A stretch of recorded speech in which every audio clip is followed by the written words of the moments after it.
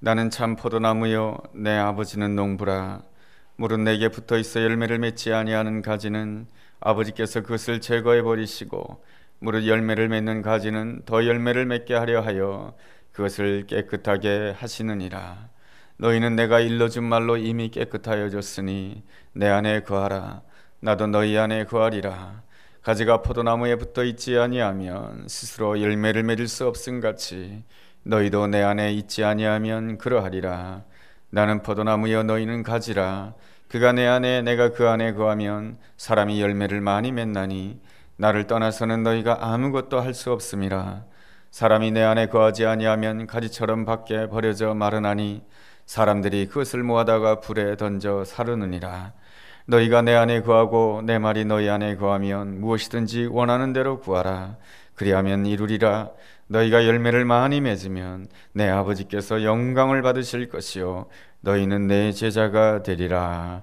아멘. 우리 삶에 가장 큰 행복이 있다라고 한다면 사랑하는 사람과 함께 동행하는 것일 겁니다. 우리를 위하여 십자가에 죽으시고 우리를 위하여 피 흘리신 그 주님의 그 사랑을 생각하며 예수님과 동행하는 그 삶이야말로 우리 삶의 가장 큰 행복이요 기쁨인 줄로 믿습니다. 지난주에 저는 내 인생을 주님께 걸라라고 하는 책을 한 주간 이렇게 쭉 읽으며 또한 묵상도 해보았습니다. 이 책은 최하진 선교사님이 쓰신 책인데요, 중국의 선교사이십니다. 목회자는 아니고요, 평신도로서 전문인 선교사입니다. 현재는 중국에 6년제 중고등학교를 세우셔가지고 그 중고등학교를 통하여서 중국에 있는 청소년들에게 복음을 전하시는 선교사님이십니다. 이분은 28살 때에 카이스트에서, 우리나라 카이스트에서 공학 박사 학위를 받으셨습니다. 그리고 미국에 있는 스탠퍼드 대학에 가서 포스트닥 과정을 수료하였습니다. 그리고 대덕 연구단지에서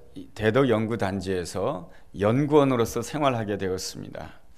그러다 보니 생활도 넉넉하고 모든 것이 다 편안하였습니다. 그리고 시간적으로도 여유가 있었습니다. 근데 그 연구원들이 그 여유 있는 시간에 무엇을 하는가 가만히 보았더니 다들 여유 시간에 그 유성에 있는 그 관광지로 가서 모든 선배님들이, 어떤 선배님은 동양화를 그리시고 어떤 선배님은 서양화를 그리시는 것이었습니다. 동양화는 화투요, 서양화는 포카인 것이죠. 그래서 이 최하진 씨는 나에게 어떤 그림이 맞을까 해서 동양화를 선택하게 된 것입니다. 동양화를 선택하다가 보니까 항상 머릿속에 들려오는 생각이 뭐냐면, 어떻게 하면 내가 오늘 밤에 돈을 딸 것인가, 이 생각이 항상 머릿속을 떠나지 않았다라고 하는 것입니다. 여러 가지로 궁리한 끝에 이렇게 하면 돈을 따겠구나, 그래서 광을 팔기로 작정했다는 것입니다. 그래서 연구원 선배들로부터 별명이 주어졌는데 최하진 씨는 광팔이다, 광팔이라고 하는 그러한 별명을 들으면서도 끊임없이 광을 팔았던 것입니다. 어느 날 하루였습니다. 그날도 열심히 동양화를 그리고 집으로 돌아오는 길에 이런 생각이 들었다는 것입니다. 내가 이런 식으로 계속해서 살아도 괜찮은가, 이런 자책감이 들었다라고 하는 것입니다. 그래도 내가 교회를 다니는 사람인데, 또 내 부모님이 예수님을 믿는 사람인데 내가 이렇게 살아도 되는가. 그래서 집에 돌아오자마자 무조건 성경책을 폈다라고 하는 것이죠.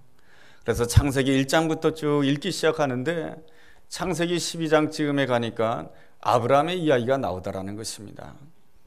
아브라함의 이야기, 내가 다 아는 이야기지, 뻔한 이야기지, 그런 생각 가운데 아무 생각 없이 성경책을 읽는데 요한복음 11장 맨 마지막 절에 이러한 말씀이 나오는 것이었습니다.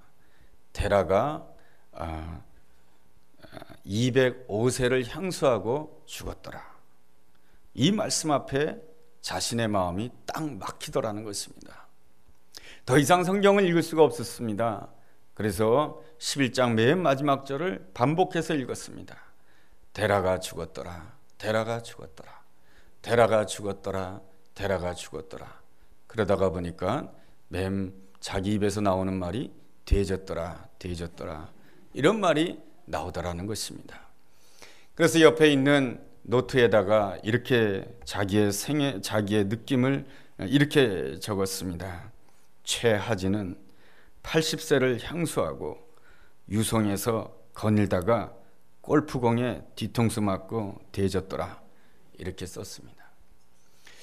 이렇게 쓴 이유가 무엇이겠습니까? 자신의 죽음에 대해서 심각하게 생각했다라고 하는 것입니다. 나름대로는 참 공부를 많이 한 사람이고 나름대로는 성공가도를 달리는 사람입니다. 대덕연구단지의 연구원이라고 한다면, 우리나라 공학도라고 한다면 나도 다 거기 가고 싶다, 이러한 직장입니다. 그런데 어느 순간 허무함이 밀려오더라는 것입니다. 나의 남은 생애를 이렇게 살아도 되는가, 그런 생각을 하다가 창세기 12장을 계속해서 읽기 시작했습니다. 창세기 12장 1절에 어떠한 말씀이 기록되어 있습니까? 너는 너의 고향, 번터, 친척, 아비집을 떠나서 내가 너에게 지시할 땅으로 가라, 이런 말씀이 기록이 되어 있습니다. 이 말씀을 읽으면서 내가 떠나야 될 본토, 친척, 아비집은 어디입니까? 그랬을 때 제일 먼저 떠오르는 것이 동양화였습니다. 그래서 하나님 앞에 기도하였습니다. 하나님, 이 동양화를 떠나게 하여 주옵소서. 항상 머릿속에 이 동양화가 떠오르는 이 생각을 떠나게 하여 주옵소서. 저는 이 글을 읽어보면서 그런 생각이 들었습니다. 참 공부 많이 한 사람이고 똑똑한 사람이고 성공가도를 달리는 사람인데, 시간에 여유가 생기니까 그 여유를 가지고 정말로 아름답게 쓰는 것이 아니고 이상하게 사람은 엉뚱한 데 여유 시간을 쓰더라는 것입니다. 하나님 앞에 기도했습니다. 하나님, 이 화투치는 이 장에서 떠나게 하여 주옵소서. 그렇게 하였을 때 자연스럽게 하나님께서 그로 하여금 더 이상 이 선배들이 이렇게 화투치는 그 장소에 가지 않게 되었다라고 하는 것입니다. 그러면서 또 하나님 앞에 기도하였습니다. 하나님, 내가 어디에서 떠나야 되겠습니까? 그는 항상 원하는 것이 있었는데, 남들 못지않게 성공가도를 달리고 있으면서도 더 성공해야 되겠다라고 하는 집념이 그 마음 가운데 늘 있었다라고 하는 것입니다. 그러다 보니까 내가 성공하지 못하면 어떨까? 내가 진급하지 못하면 어떻게 할까? 이러한 불안과 초조감 가운데 늘 자기 자신이 힘들었다라고 하는 것입니다. 그래서 하나님 앞에 이렇게 기도하였습니다. 하나님, 이 성공에 대한 집착을 내려놓게 하여 주옵소서.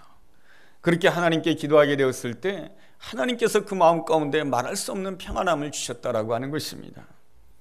그 다음에 내가 하나님께서 나를 지시하는 것은 어디일까? 내가 어디로 하나님의 인도함을 받아야 될까? 하나님께 기도하는 가운데 자기 마음속에 전도해야 되겠다라고 하는 생각이 들었습니다. 그런데 전도한다라고 하는 것이 여간해서 참 어려운 일이죠. 굉장히 어려운 일이죠. 차라리 전도하는 것보다 내 전공 논문 하나를 더 쓰는 게 더 낫겠다라고 하는 그러한 생각이 들었다라는 것입니다. 그러다가 그 연구원에 후배 한 사람이 들어왔는데 똘똘해 보이는데 예수를 안 믿더라는 것입니다. 만만한 게 후배라고 후배에게 밥을 사주면서 또 자기가 선배니까 말이죠, 뭐 또 가르쳐주기도 하면서 살살 구슬려서 교회로 인도했다라고 하는 것입니다. 어떻게 인도했냐면은 자기 경험을 이야기했다라고 하는 것이죠. 사실은 내가 전에는 늘 화투치고 골프 치는데 정신 팔린 사람이었는데 이제는 내가 똑바로 예수를 믿고 내가 좀 더 다르게 살게 되었노라고 이렇게 간증을 해주게 되니까 그 후배가 이 최하진 씨의 간증을 듣고 나도 예수 믿겠다고 해가지고 예수를 믿게 되고 자기보다 더 잘 믿게 되더라는 것입니다. 자기 인생에 수많은 기쁨이 있었지만은 그 순간보다 더 큰 기쁨은 없었다라고 하는 것입니다. 한 사람이 예수님께로 돌아오고 한 사람이 자기를 통해서 하나님을 알게 됐다라고 하는 것이 너무나도 기쁘고 즐거웠다라고 하는 것입니다. 그 이후로 이 사람은 늘 기도하면서 말씀 묵상하면서 하나님의 인도함을 받는 사람이 되었습니다. 그러던 어느 날 이러한 광고를 듣게 됩니다. 뭐냐면 평신도 전문인 선교사를 뽑는다라고 하는 것입니다. 누구냐면 중국에 있는 대학교에 가서 교수로서 활동하는데 평신도 전문인 선교사로서 복음을 전한 사람을 뽑는다라고 하는 것입니다. 그래서 하나님이 저기로 나를 부르시는가 보다 해서 지원했는데 이분이 됐습니다. 그래서 중국의 대학에 있는 대학교에 가서 교수 생활을 하게 되었습니다. 그러면서 복음을 전하는데 중국 땅에서 복음을 전한다라고 하는 것이 굉장히 어려웠다라고 합니다. 왜냐하면 이 중국의 청소년들이 어린 시절부터 철저하게 공산주의 사상으로 교육받아가지고 기독교라고 한다면 이렇게 생각한다고 하는 것이죠. 인민의 아편이라고 말이죠. 이렇게 생각하는 그들의 생각 때문에 참 복음 전하기가 힘들었다라고 하는 것입니다. 그럼에도 불구하고 그 학생들에게 사랑을 전하고 또한 복음을 전하는 가운데 이 최하진 씨 때문에 예수를 믿는 젊은 대학생들이 생기게 된 것입니다. 그리고 그 사람들이 이제 졸업을 하게 되고요, 각자 직장을 가지게 되었습니다. 이렇게 대학교에서 복음을 전하다가 보니까 한계를 느꼈다라고 하는 것입니다. 이 대학에서 복음을 전하는 것보다 이 아이들이 대학에 오기 이전에 중고등학교에서 신앙교육을 시킨다라고 한다면 얼마나 좋을까, 그러한 생각을 하게 되면서 중고등학교를 세울 것을 꿈꾸게 됩니다. 그래서 한국에 있는 교회의 도움을 받고 또한 미국에 있는 한인교회의 도움을 받아가지고 중고등학교를 세우게 됩니다. 그리고 그 안에 있는 모든 교사들은 누구냐면 자기가 대학교 때 가르쳤던 모든 제자들, 그 대학생 제자들을 전부 선생님으로 영입하게 됩니다. 그렇게 하면서 그 지금 중고등학교 학생 수가 한 500명이 되는데 그 학교를 통하여서 많은 그리스도인들이 배출된다라고 합니다. 그래서 어떤 학생은 졸업하면서 이렇게 고백을 했다라고 하는 것이죠. 자신의 인생을 주님께 걸고 열심히 전도하는 선생님들의 모습을 보면서 처음으로 나는 주님의 사랑을 느꼈습니다. 그래서 저는 바로 예수님을 접수하였습니다. 이게 그 사람의 한 중국 한족 학생의 고백입니다. 또 다른 중국의 한족 학생은 이렇게 고백합니다. 저는 북한에 가서 하나님의 사랑을 전하겠습니다. 북한에도 우리 학교와 같은 똑같은 학교가 있어야 됨을 저는 철저하게 느꼈습니다. 이것이 중국 한족의 아름다운 신앙 고백입니다. 이 모든 것이 다 무엇입니까? 최하진 선교사님, 그분의 그 헌신이요, 그분의 헌신을 통한 아름다운 믿음의 열매요, 사랑의 열매인 것입니다. 저는 이 최하진 선교사님의 책을 읽으면서 그러한 생각을 해보았습니다. 하나님께서 우리나라를 사랑하시겠구나. 하나님께서 한국교회를 사랑하시겠구나. 많은 사람들은 한국 경제의 앞날이 어둡다라고 말을 하고 또한 한국교회가 점점 더 힘들어진다라고 말을 합니다. 여러분, 어떤 은행의 지점장님은 이렇게 말씀하시더라고요. 한국교회는 하등 상품이라고요. 여러분, 은행의 지점장님이 저기 뭡니까? 모든 것들을 바라볼 때 무엇을 생각합니까? 돈을 빌려주면 이자를 또박또박 잘 내고 돈을 잘 갚아주는 그러한 데가 뭡니까? 이 상등 상품이고요. 그리고 돈을 빌려주는데 제대로 갚지 않고 또 뭡니까? 이자를 연체하고 그런 데가 뭡니까? 하등 상품인 것이죠. 그러니 요즘에 은행의 지점장님들은 뭐라고 말하냐 하면은 교회는 하등 상품이라고 하는 것입니다. 그게 뭡니까?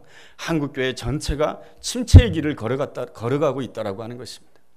그럼에도 불구하고 저는 이 최하진 선교사님의 이야기를 읽어보면서 이러한 한국인 가운데, 한국인 그리스도인 가운데 이렇게 주님의 영광을 위하여 자기 자신의 십자가를 지고 이렇게 복음을 전하는 사람이 있고, 그 복음을 전하는 사람을 위하여 한국교회가 최선을 다해서 헌금을 하고 미국에 있는 한인교회가 최선을 다해서 헌금함으로 인하여서 이 중국에 이 기독교 국제학교가 생기게 되고 그것을 통해서 중국의 청소년들에게 복음이 증거된다라고 하는 이 놀라운 사실을 보면서 하나님께서는 이 땅을 사랑하시겠구나.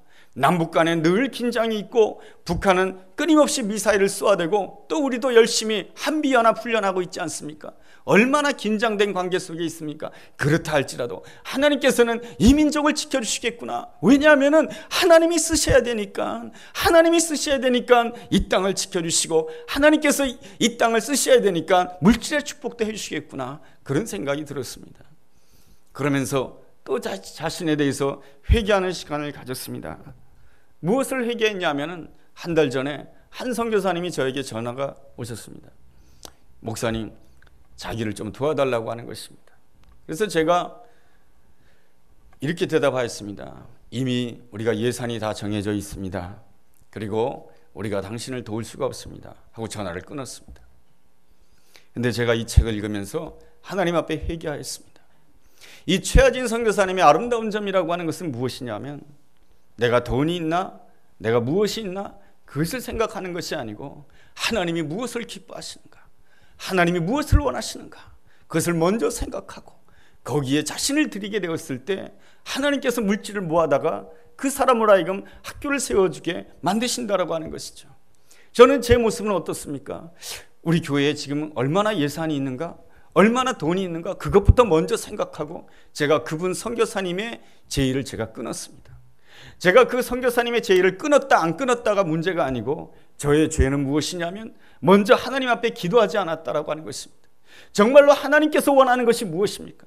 지금 선교사님이 저에게 전화를 걸어주셨는데 이 일에 정말로 하나님이 간섭하고 계시는 것입니까? 정말로 하나님이 역사하고 계시는 것입니까? 제가 그 문제를 가지고 하나님 앞에 진지하게 묻는 시간을 가지지 않았다라고 하는 것입니다. 하나님 앞에 진지하게 묻지 아니하고 그냥 내 생각대로 내 형편껏 그냥 내가 못합니다 라고 해버렸다라고 하는 것입니다. 이게 바로 나의 죄악이며 나의 부끄러움인 것이죠. 주님께서는 오늘 우리에게 말씀해 주고 있습니다. 나는 포도나무요 너희는 가지다. 나를 떠나서는 너희가 아무것도 할 수 없다라고 말씀해 주고 있습니다. 여러분, 나는 얼마나 포도나무이신 주님께 온전히 붙어 있는 존재입니까? 여러분, 포도나무의 진가는 무엇입니까? 여러분, 포도나무를 본다라고 한다면 포도나무는 외모가 그렇게 아름답지 않습니다. 포도나무는 이 잣나무처럼 쭉 뻗고 키가 크고 그런 게 아니에요. 이 포도나무는 구부러지고 이렇게 마르고 비틀어지고 그러한 모습이 포도나무예요. 그런데 사람들은 이 포도나무를 소중하게 여깁니다. 왜 소중하게 여길까요? 그 포도나무에 열매가 있기 때문에 그런 것이죠. 그러한 점에 있어서 나는 포도나무에 너희는 가지라고 했을 때에 중요한 것은 무엇입니까? 예수님에게 가장 중요한 것은 열매요.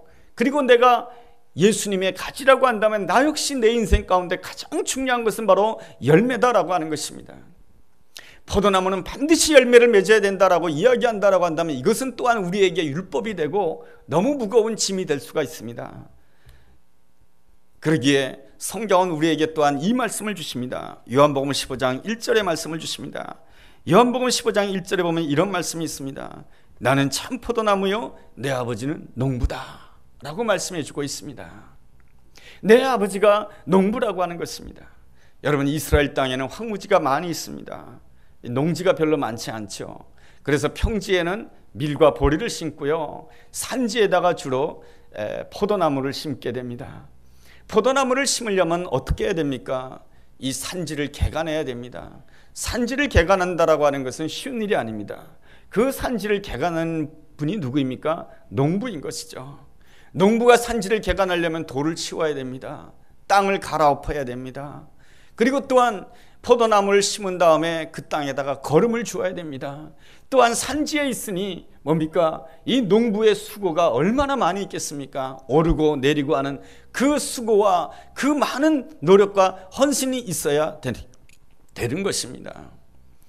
우리는 이것을 통해서 깨달아 알 수 있는 것이 있습니다. 뭐냐면 포도나무는 스스로 열매를 맺을 수 없다라고 하는 것입니다.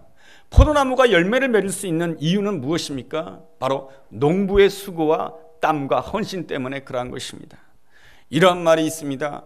열매는 농부의 발걸음 소리를 들으면서 열매는 성장한다라고 말이죠. 농부가 얼마나 자주자주 들여다보고 농부가 얼마나 관심을 가지고 얼마나 애쓰냐에 따라서 그 열매가 아름답게 성장한다라고 하는 것입니다. 그런 거로 우리의 삶 가운데 바로 열매가 맺혀질 수 있는 그 가장 아름다운 전제 조건은 이것입니다. 바로 내 아버지는 농부시다라고 하는 것입니다. 우리의 아버지이신 농부이신 그 아버지는 어떠한 분이십니까? 시편 121편 4절과 6절에 보면 이런 말씀이 있습니다. 이스라엘 지키신 이는 졸지도 아니하시고 주무시도 아니하시로다. 여호와는 너를 지키시는 이시라. 여호와께서 내 오른쪽에 내 그늘이 되시나니 낮에 해가 너를 상하지 아니할 것이며 밤의 달이 너를 해치 아니할 것이다. 신명기서 11장 4절에는 이러한 말씀이 있습니다. 하나님께서는 때를 따라서 이른 비와 늦은 비를 허락해 주심으로 인하여 우리 삶 가운데 열매를 맺도록 하나님께서는 역사해 주신다라고 하는 것입니다. 여러분, 이 포도나무에 열매를 맺을 수가 있는 것은 바로 아름다운 농부이신 내 아버지가 농부이시기 때문에 열매를 맺게 되는 줄로 믿습니다. 그러므로 또한 그 농부께서 어떻게 하셨습니까? 포도나무를 심으셨습니다. 그러므로 내 삶의 자리는 내가 만든 것이 아닌 것입니다. 내 삶의 자리는 하나님께서 나를 하나님의 포도원에 심은 줄로 믿습니다. 하나님의 포도원에 심고 그 하나님의 그 포도원을 잘 관리하시는 분은 바로 농부이신 하나님이신 줄로 믿습니다. 예수님은 그것을 너무나도 잘 아셨던 것이죠. 내 인생의 포도원은, 내 인생의 삶의 터전은 바로 하나님의 포도원인 줄로 믿습니다. 여러분, 예수님의 아름다운 점이라고 하는 것은 무엇입니까? 이 땅에 오셨을 때 참 말구육간에 태어나셨고 가난한 집에서 성장하셨고 그가 말씀을 전하셨지만은 환영받고 인정받는 시간보다 배척받고 그리고 또한 비난받는 시간이 더 많았고 그리고 예수님의 마지막 시간은 바로 십자가를 져야 하는 커다란 아픔 가운데 있었습니다. 예수님도 인간으로 이 땅에 오셨기에 인간적인 입장이라고 한다면 내가 있는 삶의 자리를 얼마나 떠나고 싶었겠습니까? 여러분은 그럴 때가 없습니까? 내 삶의 자리를 빨리 떠나고 싶다. 이 힘든 자리를 빨리 떠나고 싶다. 왜 내가 이 가정에서 태어났을까? 이 가정에서 빨리 해방받고 싶다. 내가 빨리 이 가정에서 뛰쳐나가고 싶다. 이 삶의 자리에서 나가고 싶다. 이 직장에서 그만두고 싶다. 이런 생각이 얼마나 많이 있습니까? 그러나 우리 예수님도 그랬었겠죠. 십자가를 앞에 두고 아버지여 할만하시거든 이 잔을 내게서 지나가게 하여 주옵소서. 그러나 예수님은 분명히 알았습니다. 나는 참 포도나무요 내 아버지는 농부시다라고 하는 것입니다. 내가 처한 이 유대 땅이라고 하는 이 삶의 자리는 바로 내가 있고 싶어서 있는 것이 아니고 하나님께서 나를 이곳에다 심으셨다라고 하는 것입니다. 그리고 내 삶의 자리는 바로 하나님의 포도원이라고 하는 것입니다. 그렇다고 한다면 내 인생 가운데 열매를 맺게 하시는 분은 바로 나의 하나님이시다라고 하는 것입니다.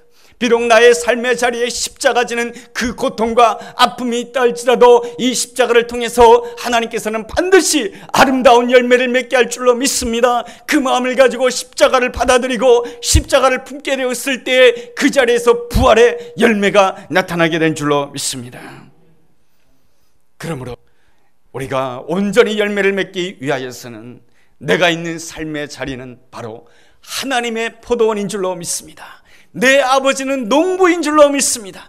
내 아버지께서는 주무시도 아니하시고 졸지도 아니하시고 그리고 또한 늘 나를 보호해 주시고 나를 위하여 걸음을 주시고 이른 비와 늦은 비를 주시는 놀라운 아버지신 줄로 믿습니다. 그분이 내 아버지 농부이십니다. 여러분, 이러한 고백을 하게 되었을 때 우리는 내 삶의 자리에 있는 그 아픔과 문제를 다 끌어안게 되는 줄로 믿습니다. 그랬을 때 내 생각을 뛰어넘는 놀라운 열매가 우리에게 주어지게 될 줄로 믿습니다. 우리가 오늘 말씀을 통해서 또 한 가지 기억해야 될 것은 이 말씀인 것입니다. 4절 말씀에 내 안에 거하라 나도 너희 안에 거하리라. 가지가 포도나무에 붙어 있지 아니하면 스스로 열매를 맺을 수 없음 같이 너희도 내 안에 있지 아니하면 그러하리라. 주님이 간절히 원하는 것은 예수님께 꼭 붙어 있으라 라고 하는 것입니다. 여러분, 가지가 나무에 붙어 있다라고 하는 것은 무엇입니까? 바로 이 나무에 있는 그 모든 것들을 소유한다라고 하는 그러한 뜻인 것입니다. 나무가 어디에 뿌리를 내리고 있습니까? 땅에 뿌리를 내리고 있습니다. 땅에서 수분을 공급받고 영양분을 공급받게 되는 것입니다. 그러므로 가지가 나무에 꽉 붙어 있게 되면은 무엇을 공급받게 됩니까? 그 뿌리에서 올라오는 수분을 공급받게 되는 것이고 땅에 있는 모든 영양분을 공급받게 되는 것입니다. 내가 예수님 안에 온전히 붙어 있다라고 하는 것은 무엇입니까? 예수님에 있는 그 모든 아름다운 것들이 나의 삶의 아름다운 것이 될 수 있다라고 하는 것입니다. 그러기 위해서 예수님 안에 거한다라고 하는 것은 예수님의 소원이 나의 소원이 되는 것이고, 예수님의 능력이 나의 능력이 되는 것이고, 예수님의 부활이 나의 부활이 되는 것이고, 예수님의 아름다운 가치가 나의 아름다운 가치가 되는 줄로 믿습니다. 내가 가치가 있는 것은 바로 예수님의 사람이기 때문에 내가 가치가 있는 것입니다. 그럴 때 우리는 어떠한 사람이 됩니까? 내가 원하는 열매가 아니고 주님이 원하시는 열매를 기대하는 자가 되는 것입니다.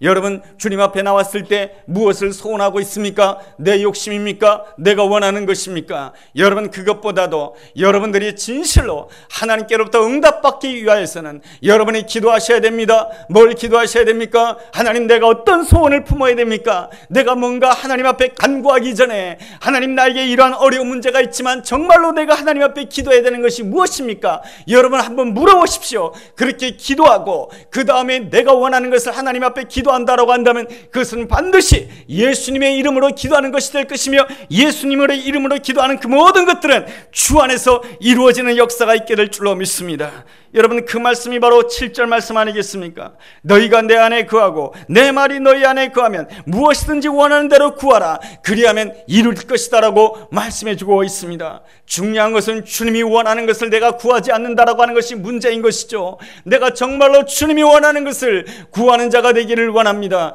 그랬을 때 예수의 이름으로 열매를 맺게 될 줄로 믿습니다.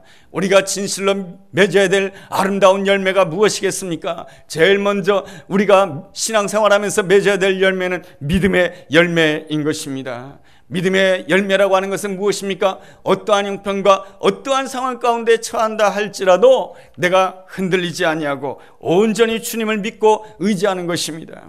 예수님의 제자들이 바다를 건너가게 됩니다. 그러다가 광풍을 만나게 되었지요. 그들의 그 광풍에 의해서 금시라도 배가 뒤집어질 것 같습니다. 그러나 거기에 찾아오신 분이 누구이냐면 예수님이십니다. 예수님이 찾아오실 때 어떤 역사가 일어나게 되면 바람도 잔잔해지고 파도도 잔잔해지는 놀라운 역사가 일어났습니다. 하나님, 내 앞에 어떠한 파도와 어떠한 광풍이 있다 할지라도 내가 예수님께 꼭 붙어 있다라고 한다면 하나님의 능력으로 모든 것이 잔잔해지는 역사가 일어나게 될 줄로 믿습니다. 여러분, 예수의 이름으로 구하게 되었을 때 그러한 순풍의 역사와 하나님께서 축복해 주신 아름다운 역사가 우리에게 반드시 일어나게 될 줄로 믿습니다. 그 다음으로 하나님께서 우리에게 주시는 아름다운 열매는 바로 성품의 열매인 것입니다. 하나님께서 왜 우리를 창조하신지 아십니까? 그것은 바로 우리에게 하나님의 성품을 주시기 위한 것입니다. 왜 하나님께서 하나님의 성품을 우리에게 주시길 원하시는 것입니까? 하나님의 성품과 나의 성품이 비슷해야 하나님과 동행하는 아름다운 사람이 될 수가 있는 것입니다. 여러분, 우리가 하나님의 성품을 소유하기 위해서는 어떻게 해야 됩니까? 모든 사건과 모든 문제 가운데서 내 생각을 먼저 앞세우는 것이 아니고 하나님을 먼저 생각하게 되었을 때 우리는 하나님의 성품대로 아름답게 반응할 수가 있는 존재가 되는 것입니다. 여러분, 성품이 그 사람의 인격이요, 성품이 그 사람의 미래인 줄로 믿습니다. 여러분, 요셉이 얼마나 아름다운 성품을 가졌습니까? 형제들에 의해서 애굽 땅에 노예로 끌려갔지만 그는 먼저 늘 하나님 앞에 반응하였던 것입니다. 그리고 감옥에 들어갈 때는 억울하게 보디발 장군에 의해서 감옥에 들어갔지만은 그럼에도 불구하고 그는 아름다운 성품으로 표현하고 있습니다. 그 성품이 바로 그 인생의 미래가 되는 것입니다. 그가 애굽의 총리가 되었을 때, 형제들이 찾아왔을 때 그의 성품이 어떠했습니까? 그들을 향해서 원수를 갚을 수가 있었지만은 먼저 하나님께 반응하는 내적인 능력이 있었기 때문에 그들을 향해서 용서를 베풀어 주었던 것이죠. 그래서 그 요셉의 미래가 어떻게 되었습니까? 온 이스라엘을 살리게 되고 하나님께 쓰임받고 성경에 아름답게 기록되는 놀라운 이름이 된 줄로 믿습니다. 그러한 점에 있어서 성품이 그 사람의 삶이요, 성품이 그 사람의 인격인 것입니다. 그러므로 하나님께서 우리에게 원하시는 것은 성품의 열매를 맺기를 원하시는 것이죠. 성품 가운데 가장 중요한 성품이 무엇이겠습니까? 바로 사랑인 것이죠. 성경에서는 우리에게 말씀해주고 있습니다. 요한복음 15장 9절 말씀에 아버지께서 나를 사랑한 것 같이 나도 너희를 사랑하였으니 나의 사랑 안에 거하라고 말씀인 것이죠. 여러분, 우리는 사랑할 수가 없습니다. 하나님께로부터 그 사랑을 받아야 되는 것입니다.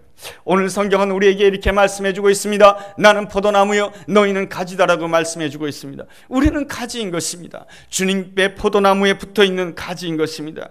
우리가 가지로서 포도나무이신 주님께 똑바로 붙어있기 위해서는 어떻게 해야 되겠습니까? 가지로서 잘 붙어 있어야 되는 것이죠. 여러분, 나무를 보게 되면 말이죠, 처음에 뿌리를 내립니다. 그 다음에 뭐가 납니까? 가지가 납니다. 또 다른 가지가 납니다.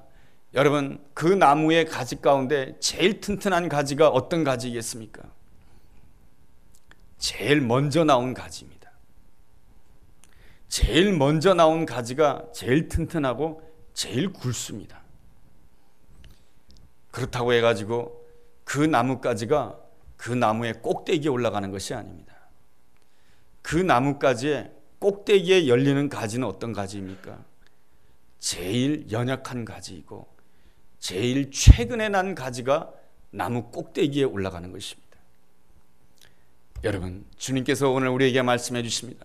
나는 포도나무요 너희는 가지다라고 말씀해 주고 있습니다.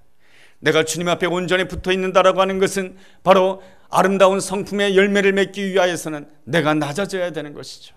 내가 먼저 된 가지라고 한다면, 그렇다라고 한다면 내가 있는 자리에서 기뻐해야 되는 것이죠. 그랬을 때 어떤 역사가 일어납니까? 내가 있는 삶의 자리가 풍성해지게 되는 것이고, 내가 있는 삶의 자리가 아름다워지는 것이고, 그리고 포도나무이신 그 주님으로 인하여서 그 모든 가지가 균형을 잡고 아름답게 풍성한 열매를 맺게 되는 것 아니겠습니까? 이것이 바로 하나님이 원하시는 것입니다. 이러한 모습을 가질 때에 성경은 우리에게 말씀해 주고 있습니다. 8절 말씀에 너희가 열매를 많이 맺으면 내 아버지께서 영광을 받으실 것이요 너희는 내 제자가 되리라. 오늘 주님은 우리에게 말씀해 주고 있습니다. 너 스스로는 열매를 맺을 수 없다라고 하는 것이죠. 내가 열매를 맺을 수가 있는 것은 농부이신 아버지 때문이다라고 하는 것입니다. 그리고 내가 오늘 살아가고 있는 이 삶의 자리는 내가 원해서 있는 자리가 아니고 하나님께서 나를 이곳에다 심으셨다라고 하는 것입니다. 그리고 나는 누구인가? 예수 그리스도 때문에 하나님의 포도원에 심겨진 나무다라고 하는 것입니다. 하나님의 포도원에 심겨진 나무의 가지다라고 한다면 하나님께서 내 인생 가운데 열매를 맺도록 수고하시며 헌신하며 땀 흘리는 줄로 믿습니다. 그렇다고 한다면 우리는 매 순간마다 하나님의 그 헌신하는 소리를 들을 수 있어야 되는 것입니다. 농부의 발자국 소리를 들을 수 있어야 되는 것입니다. 이상하게 우리는 하나님을 위해서 열심히 일하면 내가 일하는 소리를 열심히 듣습니다. 내가 이만큼 일했구나, 내가 이만큼 수고했구나, 내가 이만큼 드렸구나 라는 것을 생각하게 되지만, 여러분, 농부의 발자국 소리를 듣는 사람은 그렇게 말하지 않습니다. 하나님께서 나를 위하여 헌신하셨구나, 하나님께서 나를 위하여 헌신하니까 내가 이렇게 기도하는 사람이 되었구나, 하나님께서 나를 위하여 물을 주고 걸음을 주시니까 나로 하여금 하나님 앞에 주님의 교회를 위하여 헌신하는 사람이 되었구나, 이렇게 하나님께서 나를 헌신하셨구나. 여러분, 아름다운 열매는 언제 맺히는 것입니까? 바로 농부의 발걸음 소리를 예민하게 듣는 사람이 바로 그 아름다운 열매를 맺게 되는 줄로 믿습니다. 모세와 같은 인생, 농부의 발걸음을 많이 들었기 때문에, 발걸음 소리, 농부이신 하나님의 그 발걸음 소리를 많이 들었기 때문에 그는 어떠한 형편 가운데서도 하나님의 헌신을 보았던 것이죠. 이스라엘 백성들을 이끄는 하나님의 헌신, 하나님의 역사의 헌신을 보았던 것입니다. 바로 그 헌신을 생각할 때 우리는 아름다운 열매를 맺을 수가 있는 것이고, 그리고 또한 내가 가지로서 포도나무에 온전히 붙어 있게 되었을 때 하나님이 기뻐하시는 믿음의 열매, 성품의 열매, 전도의 열매를 맺게 될 줄로 믿습니다. 온전히 주님께 붙어 있음으로 인하여서, 주님과 동행함으로 인하여서 하나님이 원하시는 그 열매가 우리 삶 가운데 풍성해지게 되기를 주님의 이름으로 축복합니다. 기도하겠습니다. 하나님 아버지, 나 스스로는 아무 열매도 맺을 수 없음을 고백합니다. 하나님이 내 인생의 농부이시며 내 삶의 자리는 하나님의 포도인 줄로 믿고, 오늘 나에게 주어진 삶의 자리를 기쁘게 받아들이게 하여 주옵소서. 그리고 어떠한 형편 가운데서도 나의 삶의 자리에 찾아오시는 농부의 발자국, 하나님의 발자국 소리를 늘 들으며 참 포도나무이신 주님께 꼭 붙어있는 자 되기를 원합니다. 그래서 하나님의 때에 반드시 하나님이 원하시는 믿음의 열매, 성품의 열매, 전도의 열매를 맺어 하나님을 기쁘시게 하고 하나님께 영광 돌리는 축복의 사람이 되게 하여 주시옵소서. 예수님의 이름으로 기도했습니다. 아멘.